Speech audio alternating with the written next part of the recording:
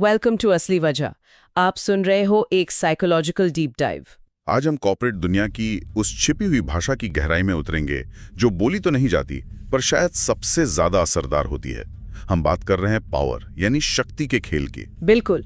और ये पड़ताल इस बारे में नहीं है कि किसकी आवाज सबसे ऊंची है, बल्कि इस बारे में है कि कौन खामोशी को नियंत्रित करता है, कौन सिर्फ अपनी मौजूदगी से एक कमरे का माहौल बदल सकता है। इसे समझने के लिए हम एक केस स्टडी का सहारा लेंगे। ये कहानी है दो किरदारों की, रोहन और विक्रम। और इनकी टक्कर के जरिए हम समझेंगे साइलेंट स्टेटस यानी बिना कुछ कहे अपना रुतबा कायम करने के पीछे के मनोवैज्ञानिक सिद्धांतों को। चलिए तो फिर इस कॉन्फ्रेंस रूम में चलते हैं।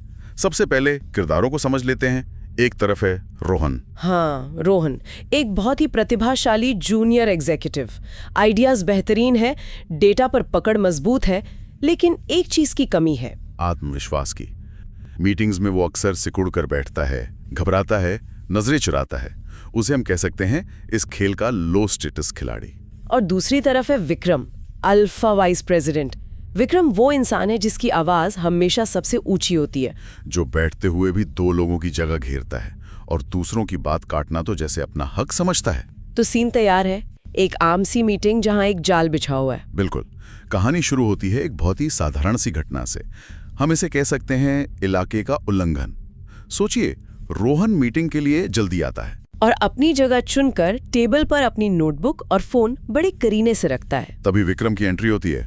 कोई दुआ सलाम नहीं, वो सीधा रोहन के बगल वाली कुर्सी पर बैठता है और अपना बड़ा सा कॉफी मग रखने के लिए लापरवाही से रोहन के फोन को किनारे धकेल देता है। हाँ, ये देखने में एक छोटी सी हरकत लगती है, पर मनोवैज्ञानिक स्तर पर यह एक बहुत बड़ा दाव है। इसका मतलब क्या हुआ? विक्रम का एक्शन एक खामोश संदेश है।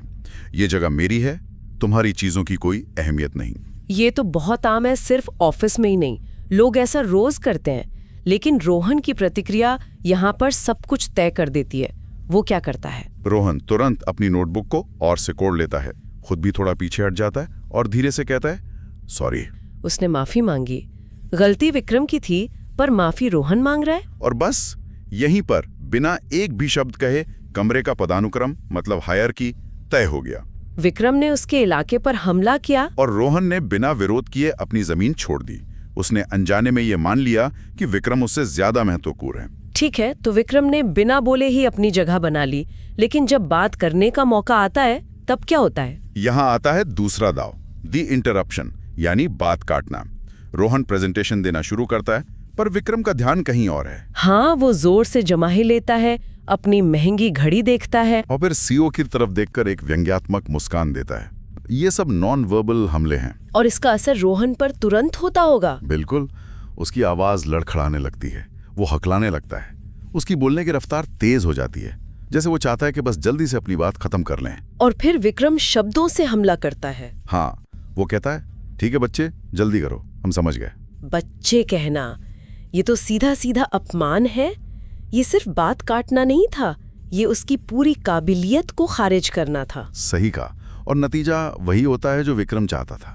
रोहन चुप हो जाता है, वो नजरें झुका लेता है। खेल खत्म, विक्रम जीत गया। लेकिन कहानी यहाँ खत्म नहीं होती, क्योंकि उस रात रोहन की सोच में एक बहुत बड़ा बदलाव आता है। हाँ, वो उस मीटिंग की हार से टूट चुका है। घर जाकर वो यूं ही इंटरनेट पर एक वीडियो देखता है, एक शेर को साधने वाले का, और उसे एक गहरा मनोवैज्ञानिक सिद्धांत समझ आता है। क्या था वो सिद्धांत? शिकारी हमेशा उस चीज का पीछा करते हैं जो भागती है। अच्छा। लेकिन वो उस चीज का सम्मान करते हैं जो अपनी जगह पर स्थिर खड़ी रहती है। उसे अचानक समझ आता है कि ऑफिस के इस जंगल में विक्रम शिकारी है और वो भागने वाला शिकार बन गया था। बिल्कुल। ये एक आहा मोमेंट था। उसे समझ आया कि असली शक्ति आक्रामकता में नहीं, बल्कि प्रतिक्रिया ना देने के निर्णय में है। किसी के उकसावे पर तुरंत रिएक्ट ना करना ही असली पावर है। दिलचस्प है। तो इस नई समझ के साथ रोहन ने क्या किया? उसने अभ्यास शुरू किया। आईने के सामने खड़े होकर 3 चीजों पर काम किया। पहली, स्थिरता। स्थिरता मतलब घबराहट में हिलना डुलना, पैर हिलाना, पेन से खेलना, ये सब बंद करने की प्रैक्टिस। एक शांत शरीर एक नियंत्रित दिमाग का संकेत देता है। ठीक है। और दूसरी चीज? नजरें।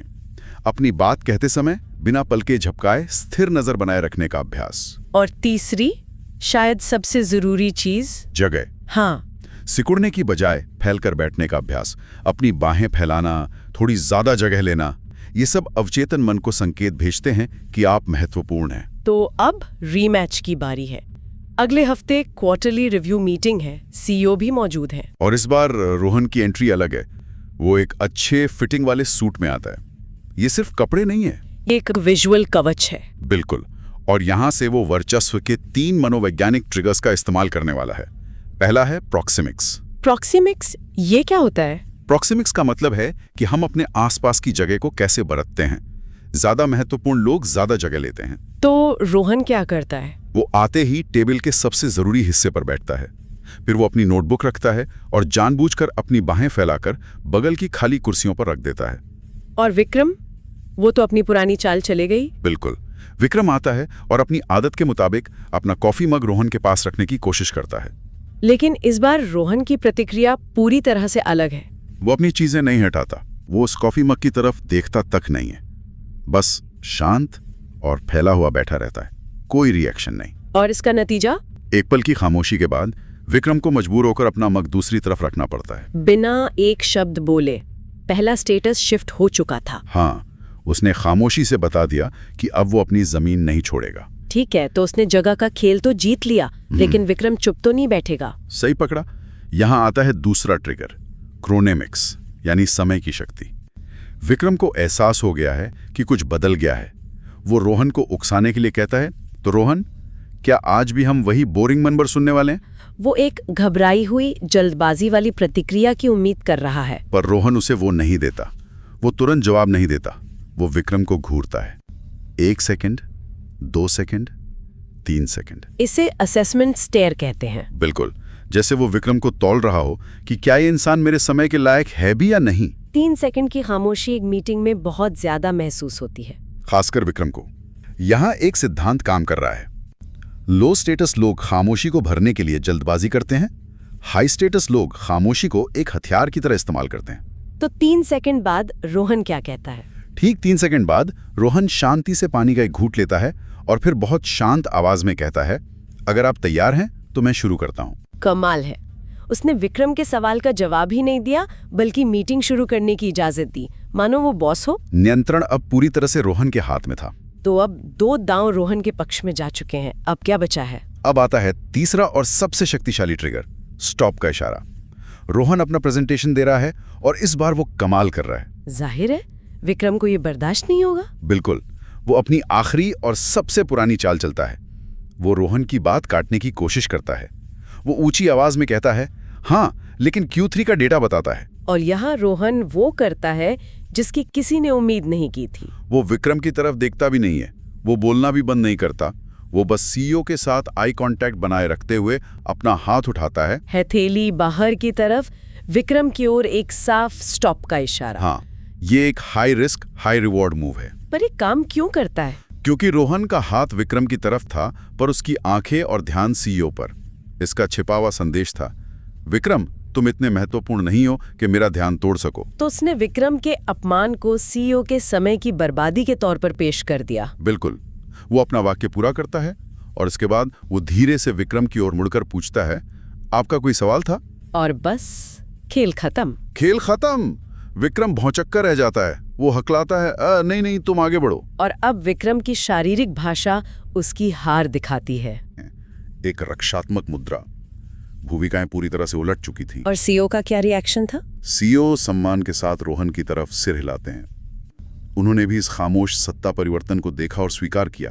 लेकिन कहानी का अंत यहाँ भी नहीं है। एक आखिरी दाव बाकी है। हाँ, राजा की चाल। मीटिंग खत्म होती है, सब लोग उठते हैं।